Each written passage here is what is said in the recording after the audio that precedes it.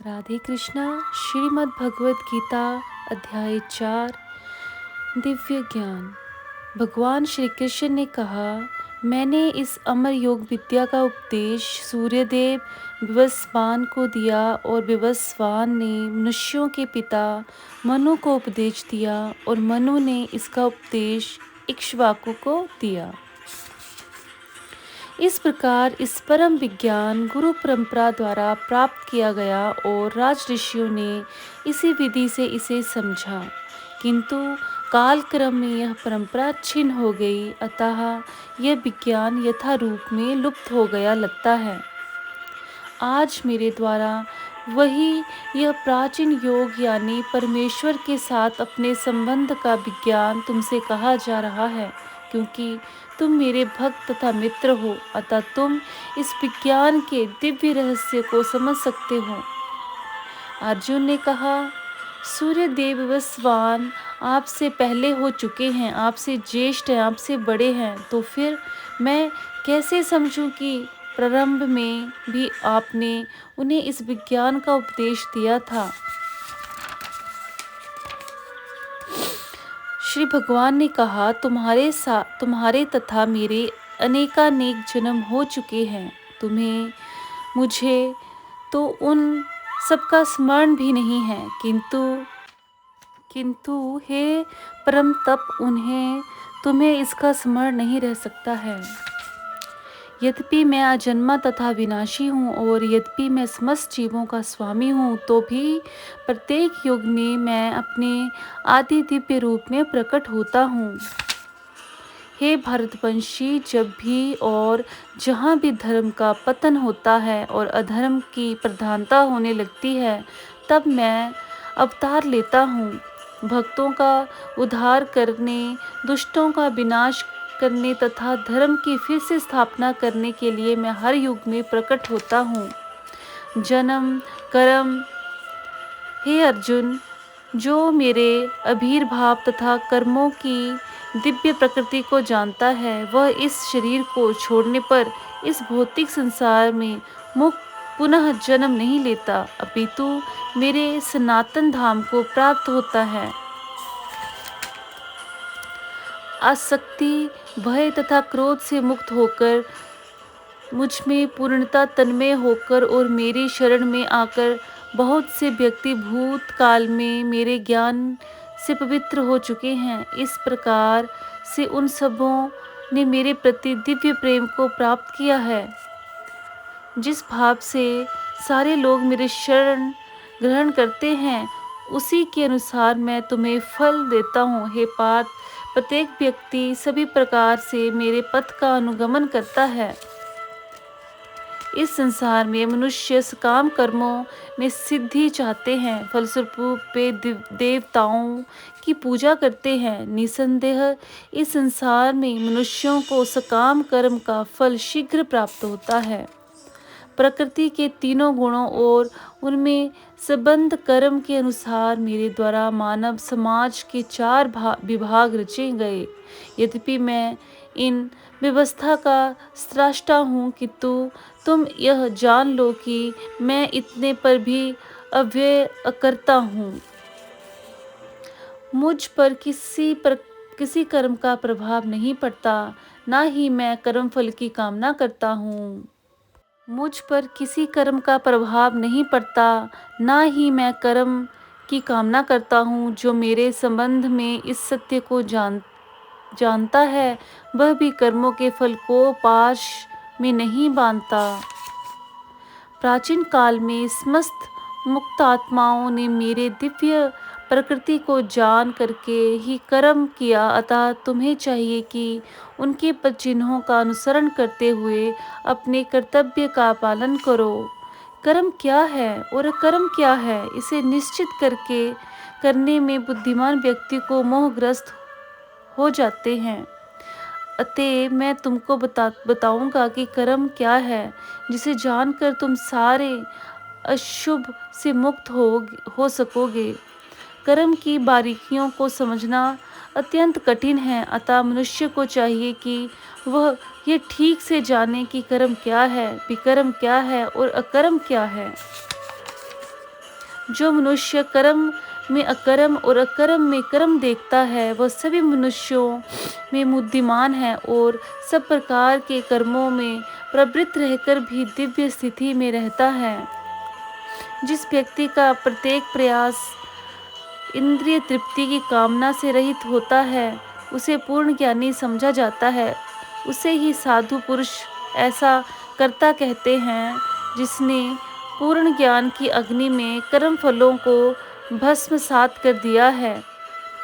अपने कर्म फलों की सारी आसक्ति को त्याग कर सदैव संतुष्ट तथा स्वतंत्र रहकर वह सभी प्रकार के कार्यों में व्यस्त रहकर भी कोई काम नहीं करता। ऐसा ज्ञानी पुरुष पूर्ण रूप से संयमित मन तथा बुद्धि से कार्य करता है, अपनी संपत्ति के सारे स्वामित्व को त्याग देता है और केवल शरीर निर्वाह के लिए कर्म करता है। इस तरह कार्य करता हुआ वह पाप रूपी फलों से प्रभावित नहीं होता है।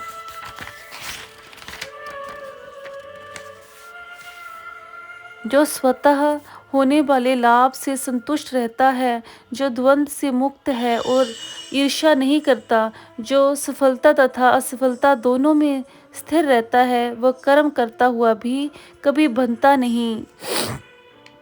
जो पुरुष प्रकृति के गुणों के प्रति अनासक्त है और जो दिव्य ज्ञान में पूर्णतया स्थित है, उसके सारे कर्म ब्रह्म में लीन हो जाते हैं।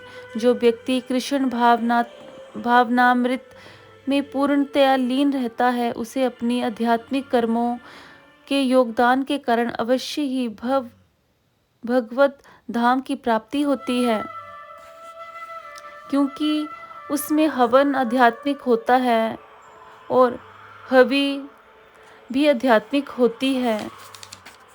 कुछ योगी विभिन्न प्रकार के यज्ञों द्वारा देवताओं की भली भांति पूजा करते हैं और कुछ पर ब्रह्म रूपी अग्नि में आहुति डालते हैं। इनमें से कुछ विशुद्ध ब्रह्मचारी श्रवणादि क्रियाओं तथा इंद्रियों को मन की नियंत्रण रूपी अग्नि में स्वाहा कर देते हैं और दूसरे लोग नियमित गृहस्थ इंद्रिय विषयों को इंद्रियों की अग्नि में स्वाहा कर देते हैं। दूसरे जो मन तथा इंद्रियों को वश में करके आत्म साक्षात्कार करना चाहते हैं, संपूर्ण इंद्रियों तथा प्राण वायु के कार्यों को संयमित मन रूपी अग्नि में आहुति कर देते हैं। कठोर व्रत अंगीकार करके कुछ लोग अपनी संपत्ति का त्याग करके, कुछ कठिन तपस्या द्वारा, कुछ अष्टांग योग पद्धति के अभ्यास द्वारा अथवा दिव्य ज्ञान में उन्नति करने के लिए वेदों के अध्ययन द्वारा प्रबुद्ध बनते हैं। अन्य लोग भी हैं जो समाधि में रहने के लिए श्वास को रोके रहते हैं। वे अपान में प्राण और प्राण में अपान को रोकने का अभ्यास करते हैं और अंत में प्राण अपान को रोककर समाधि में रहते हैं। अन्य योगी कम भोजन करके प्राण और प्राणी में ही आहुति देते हैं। ये सभी यज्ञ करने वाले यज्ञों का अर्थ जानने के कारण पाप कर्मों से मुक्त हो जाते हैं और यज्ञों के फल रूपी अमृत को चक्कर परम दिव्य आकाश की ओर बढ़ते जाते हैं। हे कुरुश्रेष्ठ, जब यज्ञ के बिना मनुष्य इस लोक में या इस जीवन में ही सुखपूर्वक नहीं रह सकता, तो फिर अगले जन्म में कैसे रह सकेगा। ये विभिन्न प्रकार के यज्ञ वेद सम्मत हैं और ये सभी विभिन्न प्रकार के कर्मों से उत्पन्न हैं। इन्हें इस रूप में जानने पर तुम मुक्त हो जाओगे। हे परम तप, दिव्य यज्ञ से ज्ञान यज्ञ श्रेष्ठ है। हे पार्थ, अंत गोत्वा सारे कर्मों का अवसान दिव्य ज्ञान में होता है। तुम गुरु के पास जाकर सत्य को जानने का प्रयास करो, उनसे विनीत होकर जिज्ञासा करो और उनकी सेवा करो। स्वरूप सिद्ध व्यक्ति तुम्हें ज्ञान प्रदान कर सकते हैं, क्योंकि उन्होंने सत्य का दर्शन किया है। स्वरूप सिद्ध व्यक्ति से वास्तव ज्ञान प्राप्त कर चुकने पर तुम पुनः कभी ऐसे मोह को प्राप्त नहीं होंगे, क्योंकि इस ज्ञान के द्वारा तुम देख सकोगे कि सभी जीव परमात्मा के अंश रूप हैं, अर्थात वे सब मेरे हैं। यदि तुम्हें समस्त पापियों में भी सर्वाधिक पापी समझा जाए तो भी तुम दिव्य ज्ञान रूपी नाव में स्थित होकर दुख सागर को पार करने में समर्थ होंगे। जैसे प्रज्वलित अग्नि ईंधन को भस्म कर देती है, उसी तरह से ही अर्जुन ज्ञान रूपी अग्नि भौतिक कर्मों के समस्त फलों को जला देती है। इस संसार में दिव्य ज्ञान के समान कुछ भी उदात्त तथा शुद्ध नहीं है। ऐसा ज्ञान समस्त योग का परिपक्व फल है। जो व्यक्ति भक्ति में सिद्ध हो जाता है वह यथा समय अपने अंतर में यह ज्ञान का आस्वादन करता है। जो श्रद्धालु दिव्य ज्ञान में समर्पित हैं और जिसने इंद्रियों को वश में कर लिया है, वह इस ज्ञान को प्राप्त करने का अधिकारी है और इसे प्राप्त करते ही वह तुरंत आध्यात्मिक शांति को प्राप्त होता है। किंतु जो अज्ञानी तथा श्रद्धाविहीन व्यक्ति शास्त्रों में संदेह करते हैं, वे भगवत भावनामृत नहीं प्राप्त करते, अपितु नीचे गिर जाते हैं। संशय आत्मा के लिए ना तो इस लोक में ना परलोक में कोई सुख है। जो व्यक्ति अपने कर्म फलों का परित्याग करते हुए भक्ति करता है और जिसके संशय दिव्य ज्ञान द्वारा विनष्ट हो चुके होते हैं, वह वास्तव में आत्मपरायण है। हे धनंजय, वह कर्मों के बंधन से नहीं बनता।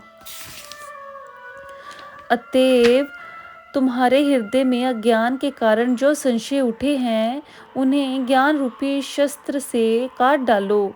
हे भरत, हे अर्जुन, तुम योग से समन्वित होकर खड़े हो और युद्ध करो। जय श्री राधे कृष्णा। अध्याय 4 संपूर्ण।